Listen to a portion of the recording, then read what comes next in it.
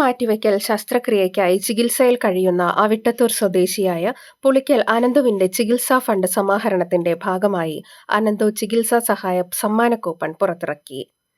അനന്തു ചികിത്സാ സഹായ കമ്മിറ്റി അംഗങ്ങളുടെ നേതൃത്വത്തിൽ സംഘടിപ്പിച്ച ചടങ്ങിൽ മറ്റത്തൂർ ഗ്രാമപഞ്ചായത്ത് അംഗം അക്ഷയ് സന്തോഷ് ഉദ്ഘാടനം നിർവഹിച്ചു. കൂപ്പൺ വിതരണോദ്ഘാടനം മറ്റത്തൂർ ഗ്രാമപഞ്ചായത്ത് സ്ഥിരസമിതി അധ്യക്ഷൻ സി ബിജു നിർവഹിച്ചു. പഞ്ചായത്ത് അംഗം ബിന്ദു മനോജ് കുമാർ അധ്യക്ഷത വഹിച്ചു.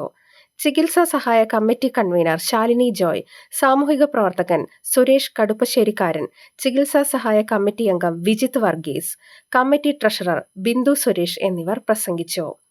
കമ്മിറ്റി അംഗങ്ങളായ ദീപ്തി സന്തോഷ്, ബിറ്റു ബുബ്ലി, AR രതീഷ്, അക്ഷയ് രാജ്, ദേവിക അനന്തോ, ശ്രീന സന്തോഷ്, സജീഷ് ലാൽ കളരിക്കൽ, TN മനോജ് കുമാർ, കുമാരി ബാലൻ, ലിനോ മൈക്കിൾ എന്നിവർ പരിപാടിക്ക് നേതൃത്വം നൽകി.